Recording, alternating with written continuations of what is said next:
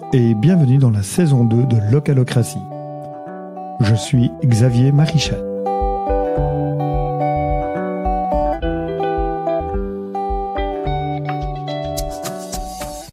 Nous voici donc pour la deuxième partie de cet entretien avec Isabelle Quénier, citoyenne qui a décidé de s'impliquer au niveau de différents mécanismes consultatifs dans sa commune.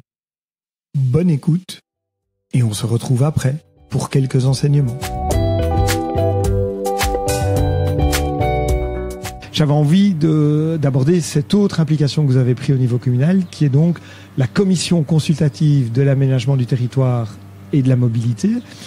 Est-ce que là aussi, vous pouvez en quelques mots expliquer pour ceux ou celles qui ne connaîtraient pas de quoi il s'agit et qu'est-ce qu'on discute à chacune de ces réunions très régulières, pour le coup, d'une CCATM?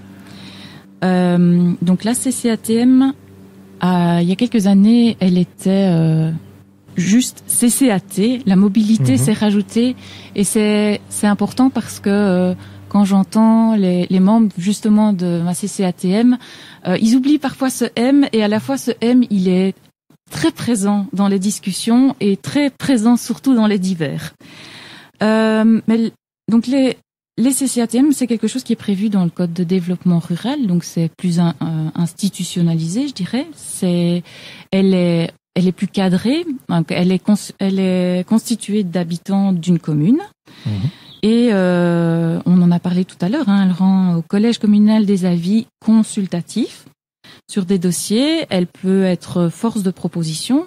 Et donc ça a trait évidemment aux questions d'aménagement du territoire, d'urbanisme et de mobilité, bien que dans les discussions, il y a souvent des questions d'environnement, de code civil, par exemple les vues chez les uns, chez les autres, parfois de salubrité qui interviennent, mais ça ne fait pas vraiment partie des compétences et donc c'est indiqué à titre informatif.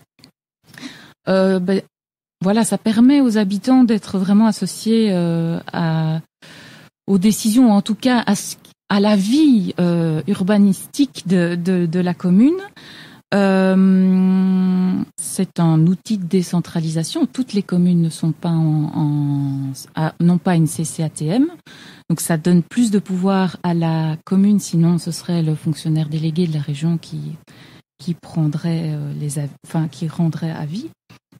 Elle est composée, j'en ai aussi parlé tout à l'heure, de ce qu'on appelle le quart communal, donc une partie des élus qui sont les représentants des partis, et puis de citoyens qui ont différentes affinités, différents centres d'intérêt, qui sont répartis sur la commune de manière à ne pas avoir des personnes que d'un seul village. Théoriquement, on est censé aussi avoir une pyramide des âges assez représentative, mais ce n'est vraiment pas facile. Oui, il y a une diversité de genres. Oui, tout à fait. Et il ne faut pas forcément être architecte pour avoir le droit de venir à la CCATM. Non. Après, c'est vrai que, en particulier au début, je vivais le fait d'être d'une formation scientifique et pas, architecte urbanistique comme une faiblesse parce que c'est une nouvelle matière, il faut découvrir, il faut apprendre le vocabulaire, le code, parce que le guide communal d'urbanisme, on rentre, qui est un des documents sur lequel on se base pour les écarts et qui font que ça passe devant la CCATM ou qu'il y a une décision urbanistique du collège. Ça, voilà, c'est tout un monde nouveau et c'est clair qu'encore maintenant, tout ce qui est aspect esthétique, par exemple, quelque chose qui revient éminemment souvent, c'est que, pour des impératifs écologiques, beaucoup de gens souhaitent isolent par l'extérieur et donc ce qui est régulièrement proposé, c'est le crépi, voire le crépi blanc. Oui, mais le crépi blanc, pourquoi? Parce que c'est plus facile pour de l'isolation, ça coûte moins cher. Mais quand on a un village avec des moellons, des pierres de pays et tout, le crépi blanc, ça passe pas bien. Et donc voilà, ça c'est un exemple facile. Mais par contre, il y a d'autres dossiers où on a une panel de propositions de matériaux qui sont dérogatoires par rapport au guide. Et c'est pas toujours simple de savoir, ok, c'est dérogatoire, mais parce que le guide, on est en train de le revoir, il a 20 ans et que les canons esthétiques ont changé en 20 ans et que c'est normal. Ou, non, ça n'est pas acceptable pour telle raison. Donc là, c'est pas toujours facile. Mais effectivement, n'importe qui est le bienvenu. Il n'y a pas de saut à vie et c'est vraiment le groupe qui fera qu'on se sentira ou non à l'aise. Voilà. Et donc les exemples que vous avez donnés sont très clairs, mais pour bien les recadrer, un des travaux importants, mais pas le seul, et récurrent, c'est de remettre systématiquement un avis sur toute une série de demandes de permis d'urbanisme, oui. Un avis consultatif envers le collège communal du bourgmestre et des échevins, en particulier, ou que dans les cas où il y a des dérogations qui sont demandées. C'est ça que vous évoquiez ? Donc ça, c'est la partie obligatoire. Une autre partie obligatoire qu'on est en train de vivre sur la commune, c'est la révision du guide communal d'urbanisme du schéma de développement communal. Ça aussi, la CCATM, quand elle existe, doit être impliquée. Alors, la CCATM peut faire des avis d'initiative. Moi, je ne l'ai pas encore connu. Et puis, il y a toute une série de dossiers pour lesquels la commune a décidé de demander à la CCATM un avis. Par exemple, désormais, on est consulté déjà au niveau de l'avis de principe. Le collège préfère depuis quelques années. Et quand il y a des divisions de biens, par exemple, parce que il y a des grands questionnements sur le futur de la commune. On a une université tout près et donc se pose la question de cité dortoir, des cotes, avec la hausse de l'immobilier, tiens, qu'est-ce qu'on veut ? Et donc c'était une décision de présenter ça aussi pour avoir un avis, alors que c'est pas forcément nécessaire que ça passe à la CCATM. Dans justement ce genre d'initiative où un collège décide de solliciter en plus l'avis, comment ressentez-vous cette relation entre finalement un avis consultatif, le mot le dit bien, on consulte l'ensemble du groupe de la CCATM, mais le collège a le droit de décider autrement, idéalement en l'argumentant. Comment avez-vous perçu, d'un point de vue démocratique, cet aller-retour finalement entre une instance décisionnaire qui est celle qui a été élue et une instance consultative dans laquelle on implique une série de citoyens pour avoir quelque part un double regard? C'est clair que je dirais, je ne sais pas si je dois parler d'arme à double tranchant, mais quand on est consulté, il y a peut-être une volonté j'espère que mon avis compte. Et c'est vrai que le collège suit souvent l'avis, mais pas toujours. Et c'est son droit le plus strict. Et c'est son droit le plus strict, et ça fait partie du jeu. Et donc, il faut le savoir, parce que sinon, ça peut générer des frustrations chez les uns, chez les autres, qui pourraient être préjudiciables à la qualité du débat. Après, il y a des cas où, le collège a pris sa décision et tant pis. Et puis, il y a des cas où ça reste un peu, et donc, il arrive sur certains dossiers que ça ressorte de réunion en réunion pour ceux qui connaissent déjà la CCATM depuis longtemps, parce que il y en a qui sont depuis plus de 20 ans dans une CCATM. Et donc là, en fonction aussi de l'usure avec le pouvoir entre leur regard et le regard et ce que fait le pouvoir politique, il y en a peut-être certains qui trouvent qu'on ne prend pas suffisamment en considération ce qu'ils disent. Moi, je ne le vis pas mal, peut-être parce que je suis assez neuve. La seule chose, c'est qu'il serait peut-être chouette que le collège communal fasse un retour à la CCATM en disant, voilà, on n'a pas suivi l'avis pour telle raison. Parce que je pense que ça permettrait à la CCATM aussi de percevoir des enjeux qu'elle n'a pas pris en considération, ou de plus se mettre à la place d'eux, parce que il y a des dossiers pour lesquels l'avis de la CCATM est uniformément défavorable, et pourtant il passe. Pourquoi ?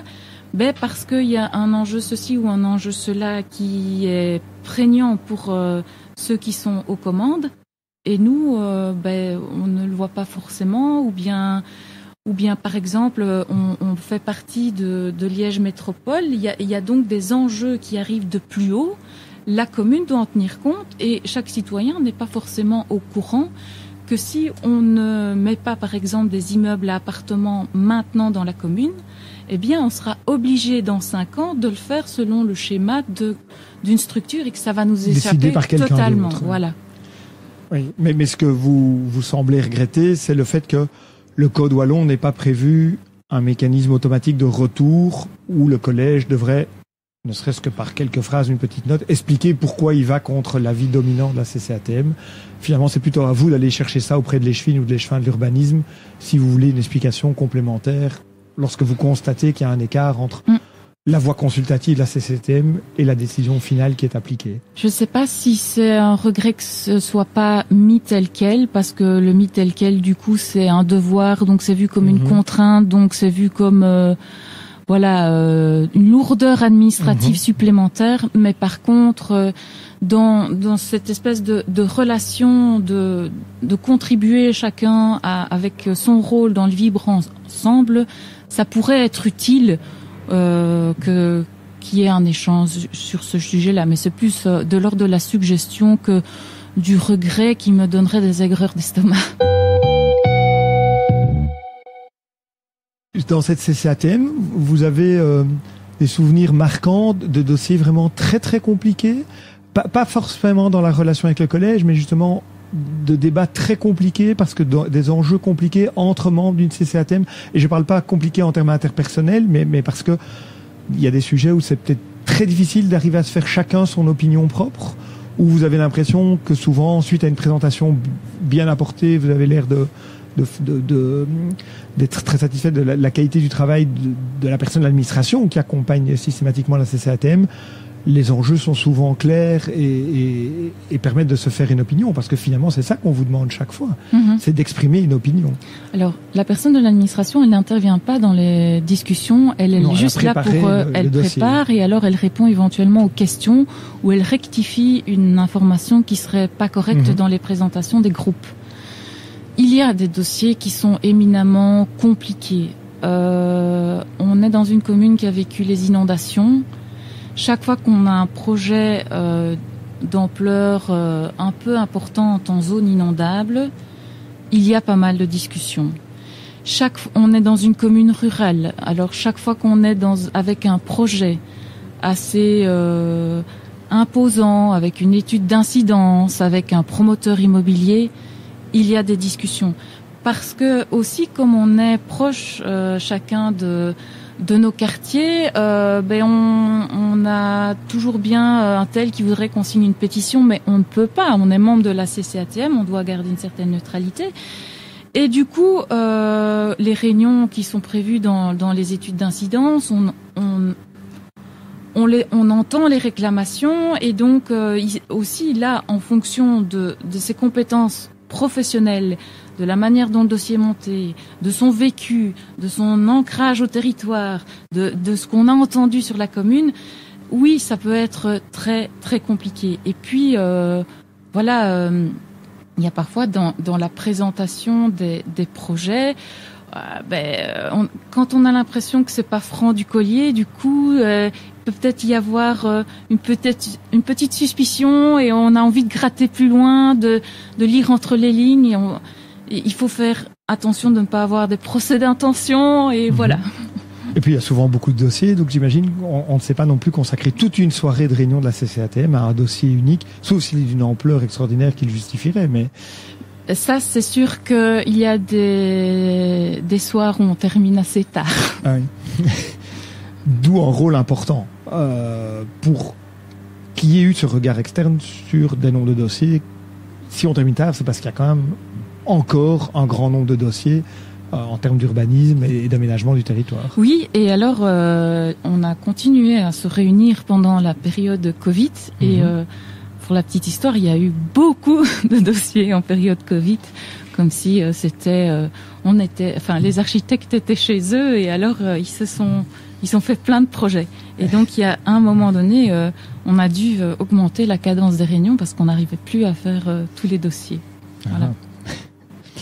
Mais écoutez, merci beaucoup pour ce regard sur la CCATM.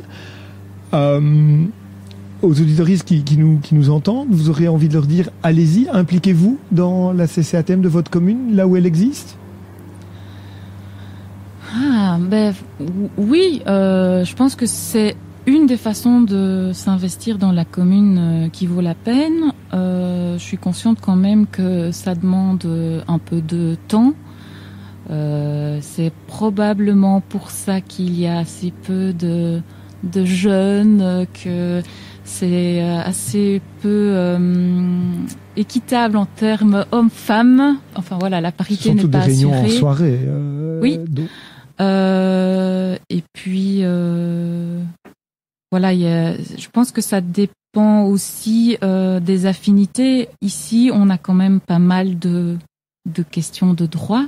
Et donc, il faut pas que ce soit une matière qui rebute. Je dirais que pour ça, le PCDN est beaucoup plus facile pour s'engager, pour pouvoir proposer quelque chose. Oui, c'est ça. On est plus proche d'enjeux que l'on perçoit tous sans qu'il y ait de la technicité cachée derrière. Oui. Là où inévitablement, urbanisme et aménagement du territoire, il y a des codes dédiés. Oui.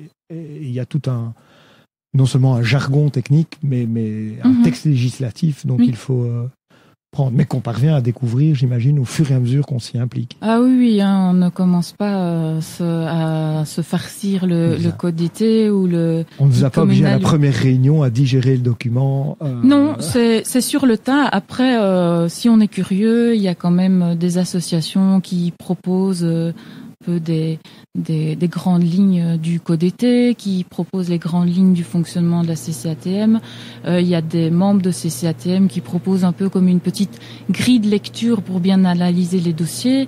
Et puis le fait de préparer les dossiers par groupe, nous, de 2-3, ça permet aussi d'échanger préalablement avec les membres de son groupe et puis de voir aussi. Donc voilà, mais ça demande quand même un peu de temps. Voilà.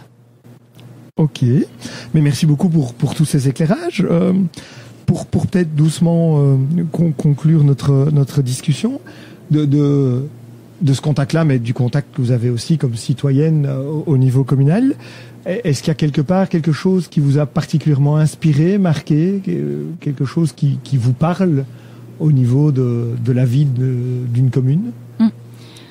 Mais moi, je m'intéresse, mais donc plus de manière théorique. Je ne l'ai pas vécu de manière pratique dans les communes dans lesquelles j'ai été ou je suis, même si ça vient d'arriver dans ma commune.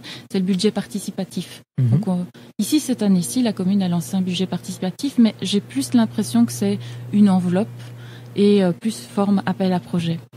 Moi, ce qui m'intéressait plus, c'est le budget participatif dans sa notion originale, qui est donc qui vient du Brésil, Porto Alegre, parce que c'est une possibilité que les gens contribuent à la vie de la commune en découvrant la complexité, mais en dévoilant certaines choses. Et voilà, moi, ça permet aussi d'avoir des réalisations concrètes au bénéfice de tous, parce que les enveloppes, en fait, c'est un peu celui qui se présente le mieux qu'il pourrait avoir, et c'est pas forcément le besoin du plus grand nombre.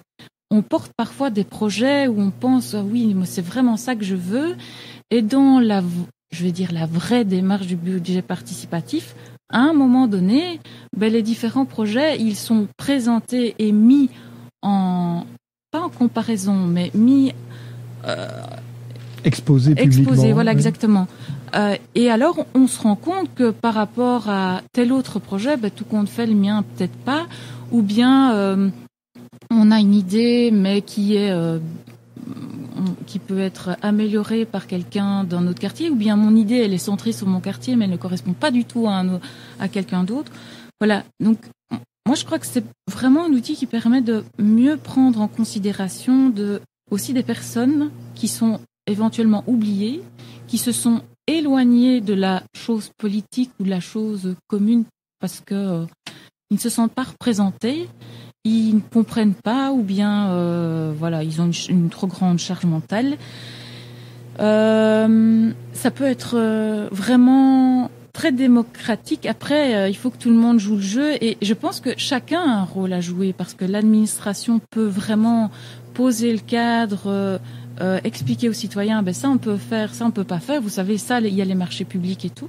Les citoyens, sont dans leur, c'est leur lieu d'habitation. Ils peuvent profiter, l'améliorer, discuter. Et je pense que le pouvoir politique est gagnant aussi à pouvoir, échanger et participer à ce genre de choses. Je crois que c'est la commune de Olne qui a essayé de vivre l'aventure en la poussant un peu plus loin que ses enveloppes et ça, je ne sais pas si c'est à Olne ou à Anguien, ça ne marche pas du premier coup, mais on s'apprivoise un peu comme le renard et le petit prince. Et puis de fil en aiguille, il y a plein de citoyens qui se réinvestissent, qui se réengagent.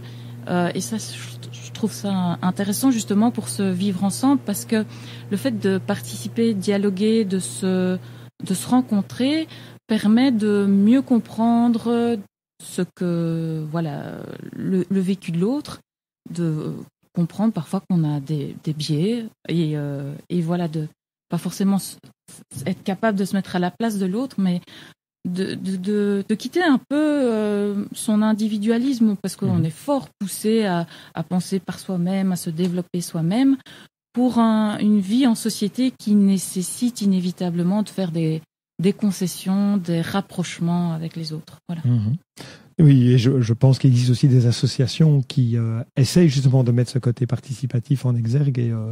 Oui, tout à fait. Et le micro de Localocratie ira certainement proposer à l'une ou l'autre d'expliquer leur approche.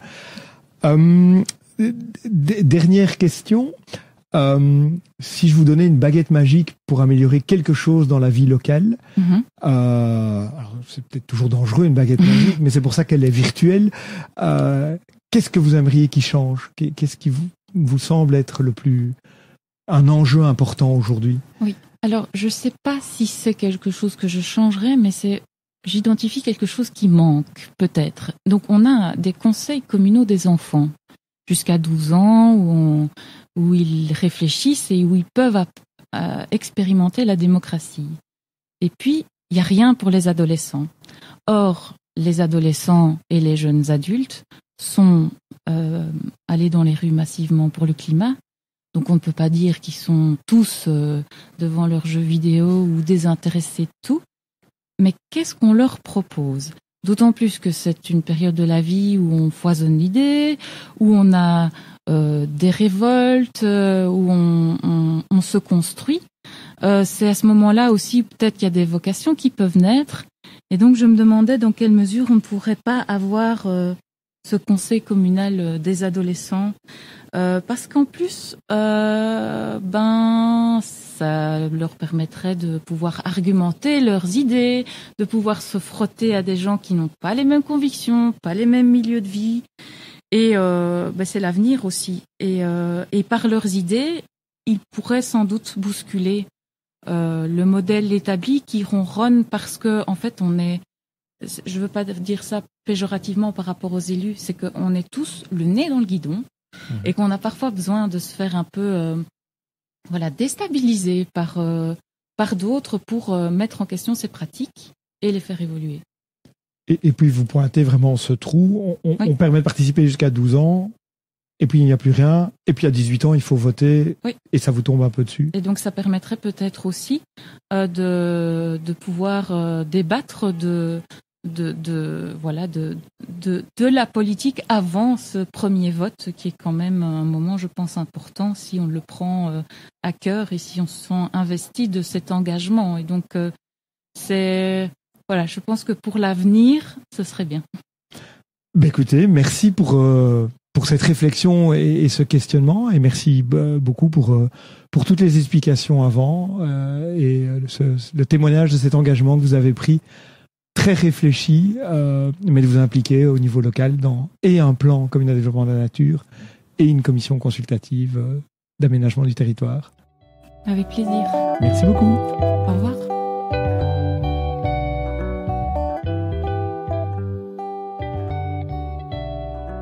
Dans la première partie de l'entretien, Isabelle Quénier avait déjà insisté sur la notion de se sentir à l'aise, d'avoir droit à exposer son point de vue, quel qu'il soit. Ici, dans cette deuxième partie, j'ai entendu 2 autres éléments supplémentaires qui me semblent importants. Le premier, c'est lorsqu'elle dit « J'espère que mon avis compte » et qu'elle demande que, quelque part, si on a pris le temps de la consulter et si elle a pris du temps pour donner son avis, que l'on justifie d'une manière ou d'une autre la raison pour laquelle cet avis serait éventuellement écarté ou non retenu. Effectivement, demander à des citoyens de participer mais ne pas les tenir au courant de la suite paraît assez peu motivant. Par ailleurs, elle insiste plusieurs fois sur le côté légitime. Est-ce que tout citoyen, toute citoyenne est légitime pour participer à toute commission consultative ? Avec toute la difficulté de consacrer du temps non seulement au dossier, mais pour petit à petit rentrer dans la matière. Je trouve intéressant de se poser la question de la formation qui pourrait accompagner toute citoyenne ou tout citoyen qui a envie ainsi de s'impliquer au niveau local. Dernier point qu'elle évoque, celui d'un conseil communal des ados qui suivrait celui des enfants. Mais figurez-vous que cela, nous aurons l'occasion d'en parler très bientôt au micro de Localocratie, avec la SBL Crécide, qui anime et aide les communes à mettre sur pied de tels conseils. Merci de votre écoute. Belle suite de journées, soirées, matinées ou nuits, c'est selon. Et n'hésitez pas à partager cet épisode sur les réseaux sociaux s'il vous a inspiré d'une manière ou d'une autre. À très bientôt.